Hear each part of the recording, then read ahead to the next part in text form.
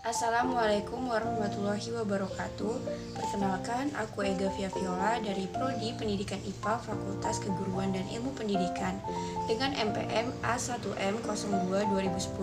Nah, pada video kali ini aku bakal membahas tentang dasar-dasar pengetahuan yang meliputi penalaran dan logika dalam mata kuliah Filsafat Pendidikan yang diampu oleh dosen Bapak Dr. Muhammad Kristiawan MPD. Selamat menyaksikan. Yang pertama ada penalaran. Penalaran merupakan suatu proses berpikir dalam menarik suatu kesimpulan yang berupa pengetahuan. Penalaran menghasilkan kegiatan berpikir dan bukan hanya dengan perasaan, tetapi tidak semua kegiatan berpikir harus menyandarkan diri pada penalaran. Manusia mampu mengembangkan pengetahuannya karena dua hal. Yang pertama, manusia memiliki bahasa untuk berkomunikasi. Dua, manusia mempunyai kemampuan berpikir menurut kerangka berpikir tertentu. Berikutnya ada ciri-ciri tertentu penalaran. Yang pertama, adanya suatu pola berpikir yang secara luas disebut logika. Penalaran merupakan suatu proses berpikir logis. Yang kedua, sifat analitis dari proses berpikir. Analitis pada hakikatnya merupakan suatu kegiatan berpikir berdasarkan langkah-langkah tertentu.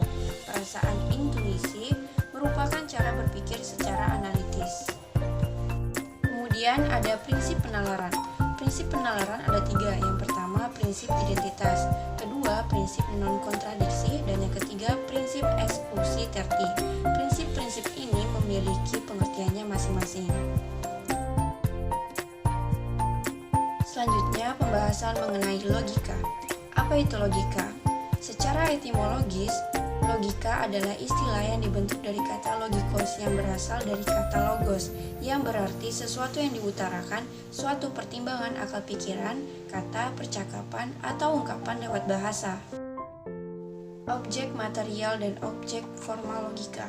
Syarat suatu ilmu pengetahuan adalah memiliki objek material dan objek formal. Begitu juga dengan logika.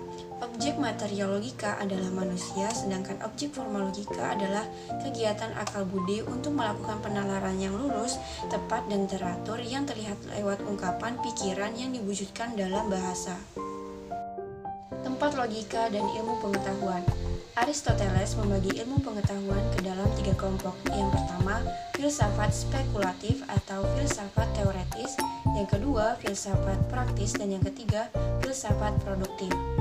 Aristoteles tidak memasukkan logika ke dalam tiga kelompok pengetahuan tersebut, karena menurutnya logika adalah prasyarat bagi ilmu-ilmu lainnya. Sementara Auguste Comte membagi ilmu pengetahuan ke dalam dua kelompok. Yang pertama, ilmu pengetahuan positif. Dua, filsafat.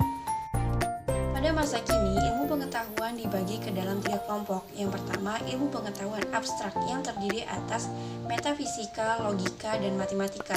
Yang kedua, ilmu pengetahuan alam yang terdiri atas fisika, kimia, biologi, geologi, dan lain-lain. Yang ketiga, ada ilmu pengetahuan humanis yang terdiri atas psikologi, sosiologi, dan antropologi. Berikutnya, dilihat dari fungsi dan tujuannya, ilmu pengetahuan dibagi ke dalam dua kelompok. Kelompok pertama ada ilmu teoretis, meliputi deskriptif, yaitu ilmu-ilmu sejarah, sosiografi, etnografi, dan sebagainya. Dan yang kedua ada nomoteris, yaitu ilmu-ilmu kimia, ekonomi, sosiologi, dan sebagainya. Kelompok kedua ada ilmu terapan. Yang pertama ada normatif, yaitu ilmu-ilmu logika, hukum, dan sebagainya. Dan yang kedua ada positif atau pragmatif, yaitu ilmu-ilmu teknik, pertanian, psikiatri, dan sebagainya. Next ada sejarah logika. Logika dimulai sejak Thales, filsuf Yunani pertama yang meninggalkan segala dongeng, tahayul, dan cerita-cerita isapan jempol dan berpaling kepada akal budi untuk memecahkan rahasia alam semesta. Thales mengatakan bahwa air adalah arke dalam bahasa Yunani yang berarti prinsip atau asas utama alam semesta. Saat itu Thales telah mengenalkan logika induktif. Aristoteles kemudian mengenalkan logika sebagai ilmu yang kemudian disebut logika saintika. Aristoteles mengatakan bahwa Thales menarik kesimpulan bahwa air adalah arke, alam semesta, dengan alasan bahwa air adalah jiwa kedua segala sesuatu. Pada 370 sebelum Masehi hingga 288 sebelum Masehi, Theophratus, murid Aristoteles yang menjadi pemimpin Lyceum, melanjutkan pengembangan logika. Logika tradisional dan logika modern. Logika tradisional membahas dan mempersoalkan definisi, konsep, dan terminologi menurut struktur, susunan, dan nuansanya, serta seluk-beluk penalaran untuk memperoleh kebenaran yang lebih sesuai dengan realitas. Sedangkan logika modern atau logika simbolik atau logika matematik menggunakan tanda-tanda atau simbol-simbol matematik hanya sanggup membahas hubungan antara tanda-tanda itu, padahal realitas tak mungkin dapat ditangkap sepenuhnya dan setepat-tepatnya oleh simbol-simbol matematik. Nah, yang terakhir ada kegunaan logika. Kegunaan yang pertama yaitu membantu setiap orang yang mempelajari logika untuk berpikir secara rasional, kritis, lurus, tetap, tertib, metodis, dan koheren.